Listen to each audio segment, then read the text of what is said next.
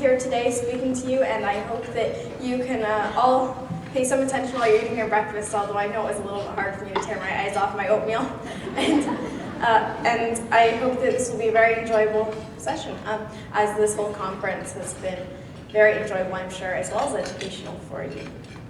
So my mom was saying that I need to make some jokes to wake everybody up, but you look pretty alert, so I think I'm going to save myself from the terror of you don't want to see me making jokes purposely. It's not pretty.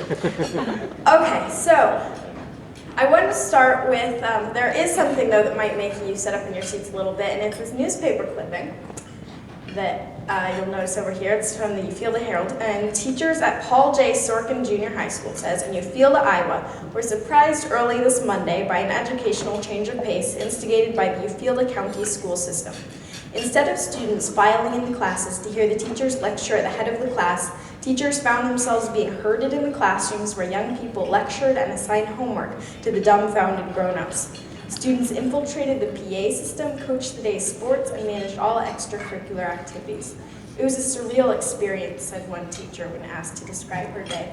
So I will be asking you some questions about that newspaper clipping later. But for now, I know that sounds incredibly strange, this newspaper clipping about students teaching teachers and assigning them homework and herding them into the classroom. But students teaching teachers may not actually be such an incredibly isolated occurrence. Take a look at this will advance. Oh dear. Okay. I was going to say take a look at these two videos of me teaching teachers, and it doesn't look like the video's loaded, but that's okay. And every day, basically, I have a video conferencing studio in my home's basement, and I use it to do a lot of lessons. I teach other kids as well as talking to adults about professional development, specifically technology, which of course always fails whenever I'm trying to instill its merits. But I really love talking to teachers, and they're always very open and receptive to not only what they can learn about technology, but also what they can learn about kids, learn from kids.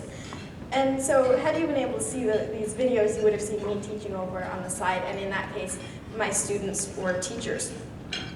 Now some of you, and you probably know who you are, might be thinking along the lines of, well, students teaching adults, that it's sort of weird, that's not right with the universe, and it's kind of messing up things' natural order. But my way of thinking is that just as it's always a good idea to hear two sides of an issue, it's also a good idea to step into someone else's shoes. Just as I don't think that we can always truly understand an issue until we see both sides of it, I think that it can be extremely beneficial when it comes to teaching and learning to understand how students feel and what students think. The insights we learn will help us form the education systems of the future. So here at this conference, we see, whether walking through the exhibit hall or just going to the sessions, you've seen many innovative uses of technology taking place. And this is already, we've begun forming the education systems of the future and making it easier for students and parents to be able to access learning and how they're doing as far as progress. You know, it's a very powerful step already with technology. So you've seen how it can work wonders in education. But there's still more that we can do. It's a widely held belief that education has catching up to do when it comes to technology and change.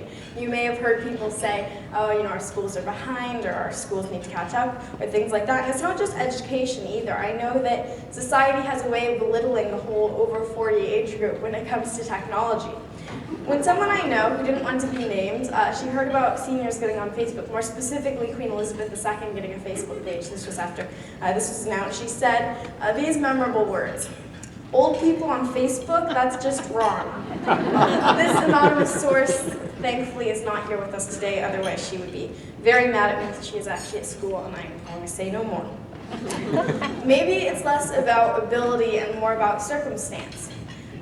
For many of you, you probably didn't have the luck, or either way you look at it, you probably didn't grow up in a world where we tweet and blog and social network online.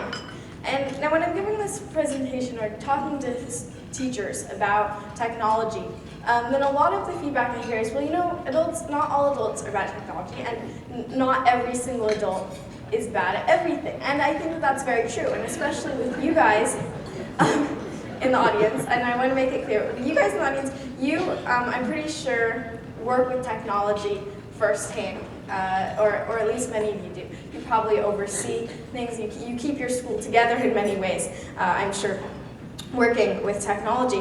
And at the same time, though, I'm guessing that maybe at least once or twice in your lifetime, you may have had the experience of asking your 3-year-old daughter what app to download on your iPad or how to troubleshoot. Maybe I'm exaggerating a little bit with a 3-year-old, but it's possible. So put on your student hat virtually and imagine that you're someone my age. In my 13 years, I've seen the switch from VCRs and videotapes to TiVos and DVDs. My generation has grown up with cell phones, internet, email, calculators.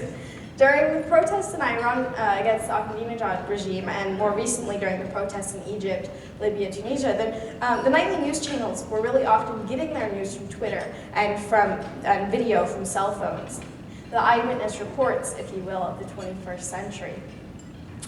Like yesterday's students, today's students have many different career options ahead of them, or ahead of us, but the kinds of career options we have ahead are a little bit different. As you may know, farmers have become city dwellers quite increasingly over the last few hundreds of years, and the world has gone through periods of rapid change in recent history. So professions have been adding up steadily as well and changing. Who worked as a school media specialist or technology coordinator 100 years ago. And I read an article on MSN where someone quoted was a menu psychologist, which sounds like a pretty sweet job to me, and they also mentioned forensic accounting, which I had not heard of previously. And what little boy or girl used to tell their parents, you know, Mom, Dad, when I grow up, I want to work in the area of green funeral directing. Actually, I'm not sure that scenario takes place a whole lot now either, but it's possible. With the revolution of technology over the past 30 years, then a lot of job professions which might have been very normal have not become quite so normal. Whoever hears of a chandler anymore. And job titles which were not in existence a few years ago have become commonplace, as you just saw. It's no longer so much about choosing one path and staying on it for the rest of our life, because the 21st century student's direction is forked in so many different directions. In fact, the US Department of Labor estimates that today's learner will have 10 to 14 jobs by the age of 38. In the olden days, you might graduate from high school or college, get a job, and stay with it for the rest of your life, and maybe your kids and grandkids would even do the same line of work as well.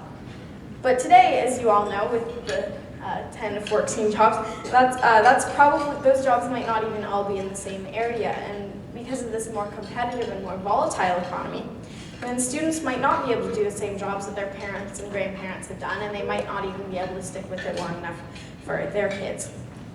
So what does all this information mean for 21st century students, and what does it mean for 21st century schools? In order to best shape paths for the 21st century student, we have to understand what sets old student pathways and new student pathways apart. A tale of two paths, if you will, my kind of pithy illusion there. You might wonder, why can't we continue to pave the same paths as we've always done? And you could bring up all the great thinkers and artists and even presidents of the past to say, you know, this is what our education approach from the 1800s, it's been excellent as far as a track record. You sit in a room, you listen to your teacher relate the facts of the world, you go home, and you come back the next day, listen to more facts. You know, why not hold on to a good road if that seems to have been working? But the thing is, in a changed and exponentially changing world, that same approach may not work for everybody. In an age of global connections, today's students are diverse in their backgrounds, culture, ethnicity, skill level, and how they learn. Some students may learn best watching videos or doing a project online. Some students may learn best by reading out of the textbook and then writing an essay. Some students may learn best by creating an audio track to complement the lesson material. The 21st century has brought innovations in technology, science, transportation, how we get our information. So when it comes to education, learning, and teaching, maybe it's time for schools to catch up with us in the 21st century. Being on both sides of the classroom means using some of the tools that matter to us. We know that we can create this innovative classroom with the help of technology, as many of you are already doing. But when it comes to technology, a few of you might be asking, well, who's going to help us?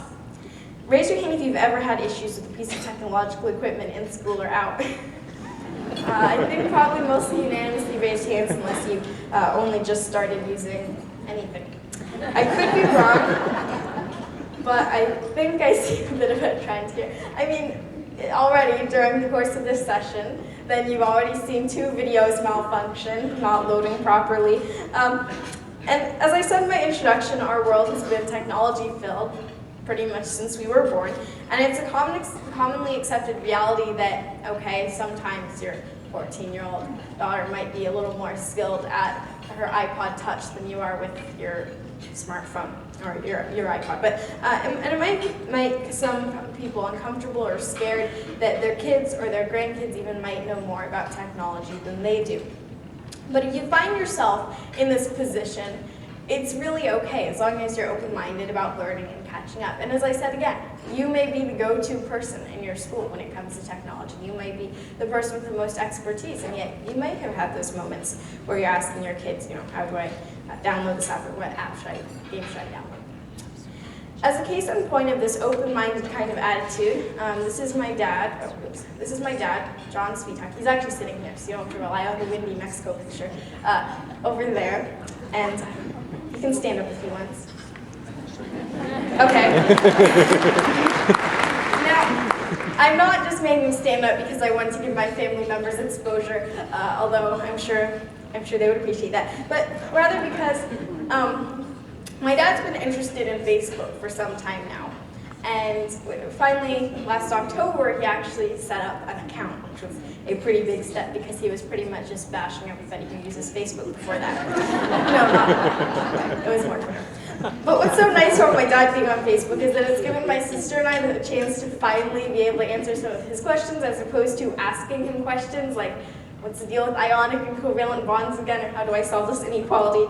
So it's an empowering feeling, and some of you may have had this with people who you really look up to and who teach you a lot, but it's sometimes a little bit, you want to be able to teach them something. And they say that an old dog can't learn new tricks, which is not true. I think they actually disproved that in a study, by the way. But my dad is a very quick learner when it comes to Facebook, and it's not just restricted to Facebook, because my sister and I, we've been doing quite a lot. I also set up a blog for him, johnfsweetalk.blogspot.com, showed him the basics of an interactive whiteboard, and the only thing my mom may be a little less happy about, got him hooked on the addictive game app on the pretty much everything, Angry Birds. So, with the possible exception of Angry Birds, my dad using technology a lot and being online might actually equal more in-person conversation because we're talking, asking and answering questions and explaining things. And even Angry Birds, what's the best way to get this projectile over to the fort of pigs? If you have never played Angry Birds, you have no idea what I'm talking about. It's enough said. So I highly encourage you to do the same. I know this sounds like a sort of strange approach, but you may have already done a lot of this at home, maybe asking your kids, what exactly is Facebook or what exactly is Twitter, how do I use it, or FormSpring, or whatever it is that's the newest tool that kids are using. And I highly encourage you to do this not only at home, but also at school. By asking students, what's new, what kinds of technologies are being used, what's the hottest new website, where do you go to post information. But to put my teacher hat back on, when you hear things like social networking, Facebook, Twitter, and you might think of LOLing, OMGing, and taking Are You a Cookie quizzes on Facebook, which is actually true. It actually consists, I think, of 2 questions. Do you contain sugar, and do you contain chocolate chip? Oh, it goes into deep analysis, I'm sure. And you might think, with all this shallow communication, seemingly, that it's not really a good idea to give kids a whole lot of access to technology, that there's just too much potential for shallow communication. And honestly, one thing that I worry about is that while social networking allows us to reach out on a wider scale to pretty much anyone in the world, are we really going deeper? Maybe we're just sort of spreading it out more and not really going deep. Because back when communication took months and months to travel by mail, then of course you had a vested interest because of all the postage money you spent in writing your thoughts very well and putting a lot of thought into your letter. So you might be a little skeptical of technology's ability to help education, seeing all this shallow communication. Maybe you've even seen evidence to the contrary. Raise your hand if you've ever seen a son or daughter distracted by texting or their cell phone or social media. Okay, I see some raised hands. What about students? You've probably seen some students doing that as well.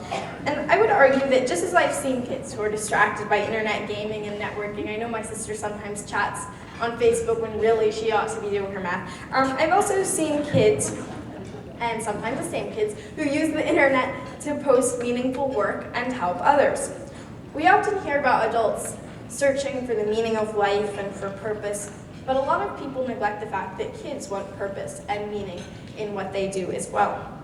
I ran a conference in September called TEDx Redmond, and TEDx events are these independently organized events. TED is a prestigious conference, and TEDx Redmond was unique in that it was organized entirely by kids and attended entirely by kids. We actually sent the parents off to a simulcast room, and so it was just a whole lot of kids in this room, and all these speakers who were all 16 or under.